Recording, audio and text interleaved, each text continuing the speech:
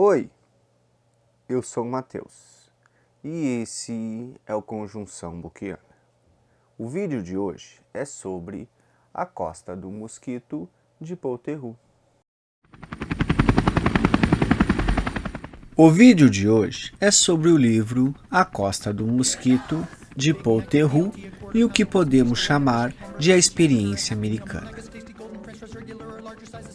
Existe um espírito americano? O que é o Destino Manifesto?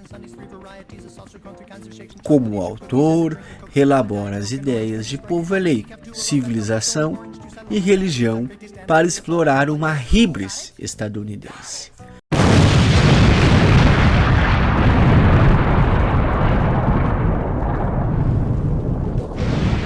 Porque A Costa do Mosquito é um livro que merece nossa atenção. Gostou?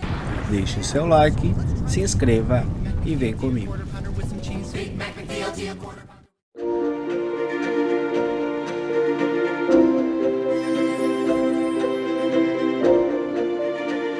A Costa do Mosquito, de Paul Theroux.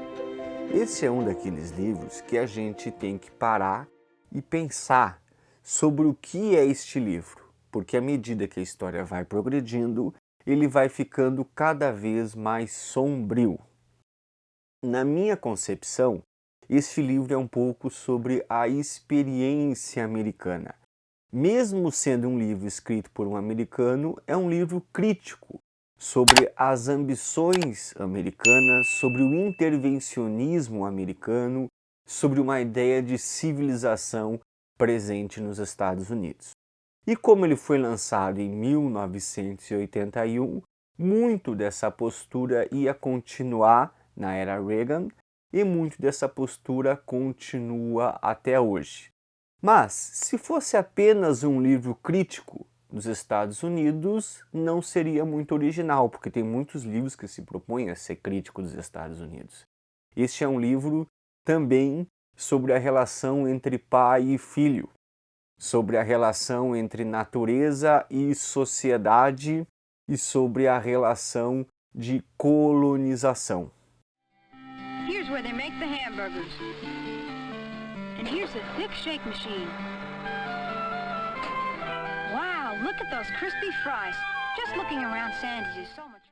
O livro é narrado em uma perspectiva memorialística, ou seja, é um filho, que a gente sabe que o nome dele é Charlie, contando sobre como era viver com seu pai, reconstruindo o passado de como era viver com seu pai. E esse pai, durante muitas páginas, vai receber somente o nome de pai, assim como a mãe vai ser somente chamada de mãe e as irmãs vão ser chamadas de as gêmeas. E quem é esse pai? Esse pai é Ali Fox.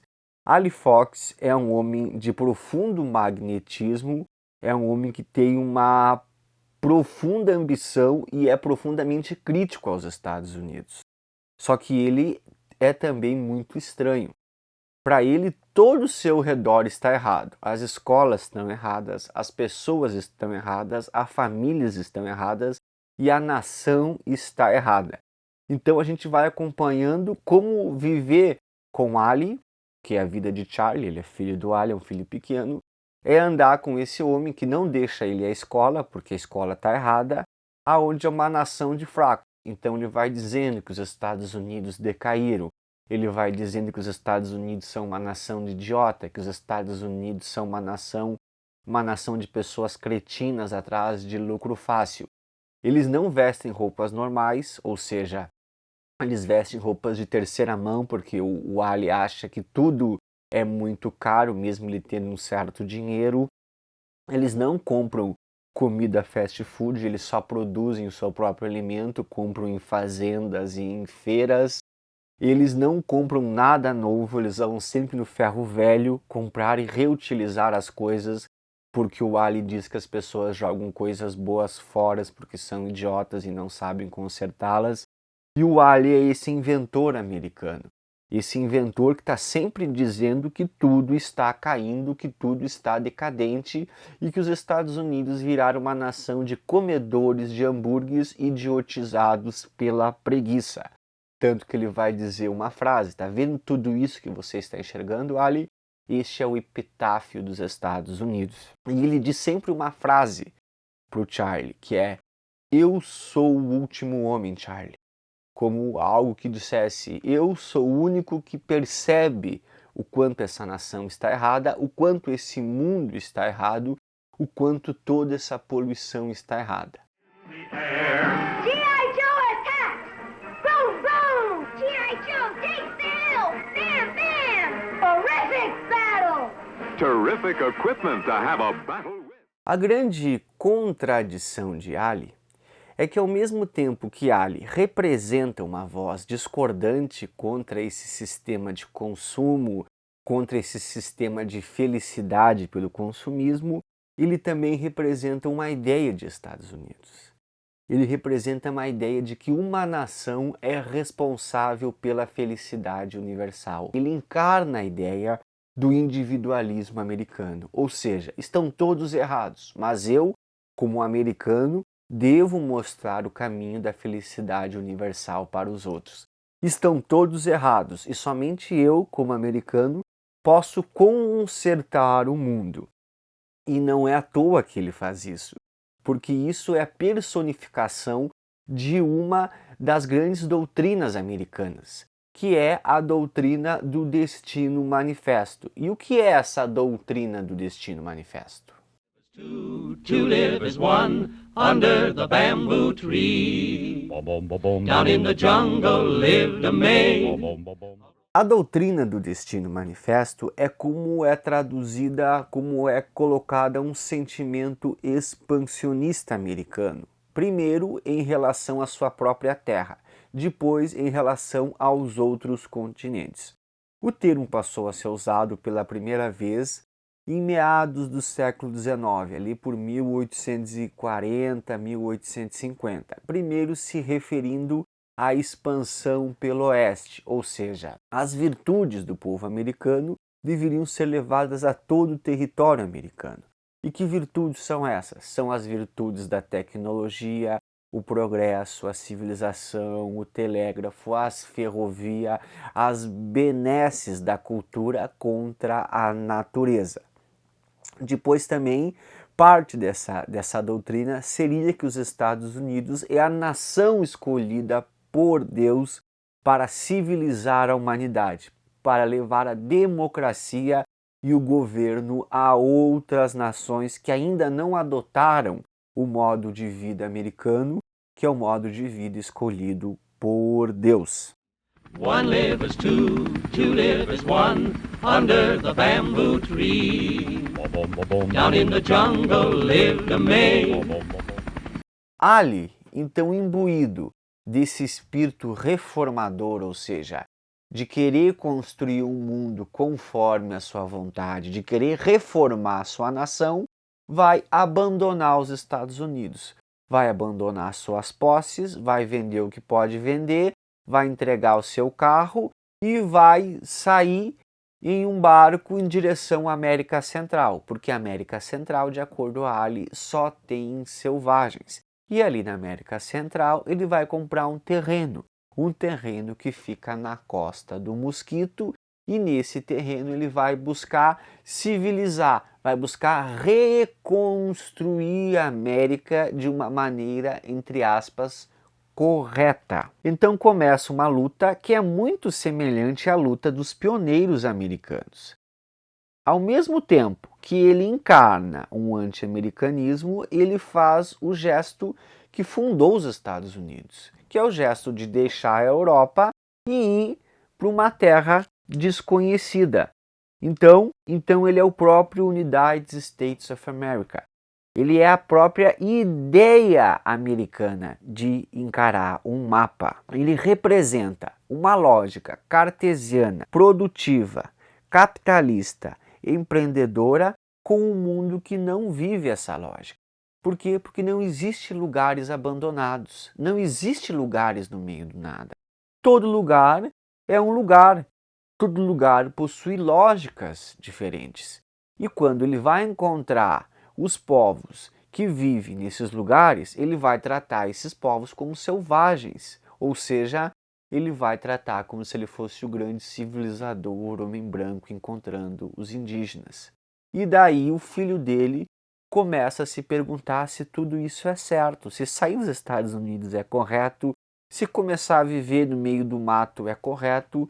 Começa a se perguntar e a desconstruir a figura desse pai na cabeça dele. E ao mesmo tempo a gente vai entendendo como o autor, o Paul Theroux, está colocando várias indagações sobre a maneira que os americanos têm de ver o mundo e de perceber as coisas. And if you love me, one live is two live is one, under the bamboo tree. Só que Ali, assim como os Estados Unidos, é um personagem cheio de contradições. Primeiro, ele foge com sua família de uma nação que produz muito supérfluo e vive pelo supérfluo. E ao começar a viver no meio da mata, construindo com os nativos várias construções, civilizando o terreno, tornando o terreno economicamente produtivo, fazendo produção no terreno, ele vai ter a ideia de construir uma fábrica de gelo. Só que uma fábrica de gelo no meio de uma floresta tropical, por quê? É indispensável uma fábrica de gelo no meio de uma floresta tropical? Isso tudo porque na cabeça dele, gelo é civilização, gelo é cultura e gelo representa o triunfo dos homens contra a natureza. No meio do calor, ter uma fábrica de gelo é o triunfo da cultura sobre o mundo natural.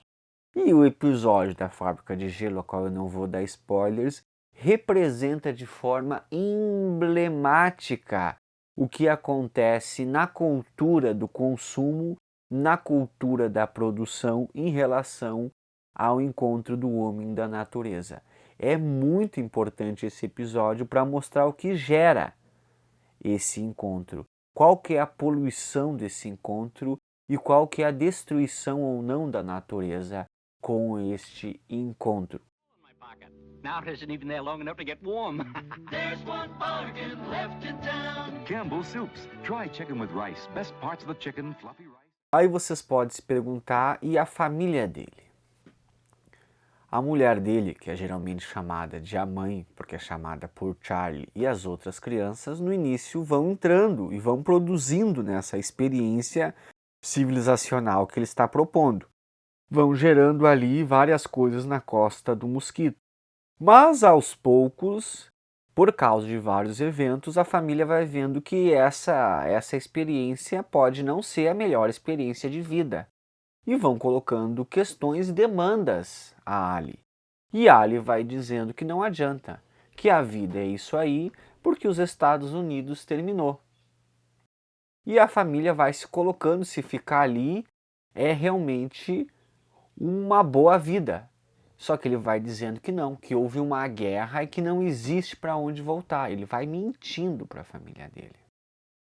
E nisso começa uma espiral de loucura, uma espiral aonde a família dele não pode voltar e as consequências vão sendo cada vez mais incalculáveis. E nisso também o livro é um pouco sobre como a jornada particular de um homem arrasta uma família inteira para um pequeno inferno. E como esta experiência de civilizar também é uma experiência de destruição. One live is two live is one, under the bamboo tree. Durante todo o romance tem uma canção que as personagens cantam, que o Ali canta, que é uma canção chamada Under the Bamboo Tree. E o engraçado dessa canção é que essa canção conta sobre uma mulher que encontra, entre aspas, um selvagem e como ela tenta civilizar esse selvagem para um casamento e como todos vivem uma experiência idílica sobre uma sombra de um bambu. E eles ali morando na Costa do Mosquito, construindo as coisas, esta canção vai se tornando a experiência deles. Esta canção vai mostrando algo da experiência deles. E esta canção é engraçada porque ela é quase como se fosse um leitmotiv. Ela vai aparecendo em vários momentos do romance, sendo cantada em vários tons e vai mostrando um pouco da progressão da loucura. Então há momentos que as personagens assoviam, há momentos que o Ali canta a canção, há momentos que a mãe canta a canção, que as crianças cantam a canção, e cada vez que essa canção é retomada pela voz das personagens, ela tem algo diferente a dizer, que também ultrapassa o próprio significado da canção. Então Paul Theroux consegue pegar uma canção muito antiga, que é muito utilizada no cinema americano, e tornar ela a música tema dessa aventura. E ela é uma canção muito engraçadinha de escutar. I love you and love you true, and if you love me, one live is two live is one, under the bamboo tree. Paul Theroux, como um grande narrador, constrói a sua Costa do Mosquito falando de outras narrativas, juntando outras narrativas de exploração. E o primeiro grande livro que ele cita é Robinson Crusoe, que tem tudo a ver com a história de Ali, que tem tudo a ver com a história de civilização, que é o grande livro da experiência burguesa de empreendedorismo. Quem ainda não leu, vale a pena, e ele merece um vídeo só para ele. O outro livro que ele cita muito pela voz de Charlie é O Senhor das Moscas, de William Golding, que é o livro sobre aquelas crianças inglesas que caem numa ilha, que vão parar numa ilha por causa de um náufrago, e ali vão vivendo vários tipos de experiência de uma tribo contra outra tribo, a qual eles se dividem, que vale muito a pena ler, e é constantemente a aparição do nome dos personagens desse livro na boca das personagens do livro A Costa do Mosquito. E um livro que ele fala muito, que eu não conhecia e que é um clássico no mundo anglo-saxão, chama-se A Família dos Robinson Crusoe Suíços, os Robinson Crusoe Suíços, The Swiss Family Robinson, de Johann Davis Vix. Foi publicado em 1812. Veja só, esse livro é um clássico no mundo anglo-saxão e aqui no Brasil acho que é apenas uma tradução lá de 1930 para esse livro que eu não encontrei. E eu acho que ele se baseou para escrever justamente nessa ideia desta família que vai para uma ilha, essa família suíça que vai para uma ilha, reconstruir uma experiência de civilização. E indiretamente há dois livros que eu pude ver que o livro A Costa do Mosquito é muito devedor. O primeiro livro é Além da Linha da Sombra, a Linha da Sombra do Joseph Conrad, que fala sobre a loucura, que fala sobre a civilização, que fala sobre atravessar uma linha e atravessar a loucura, que tem muito a ver com a Costa do Mosquito.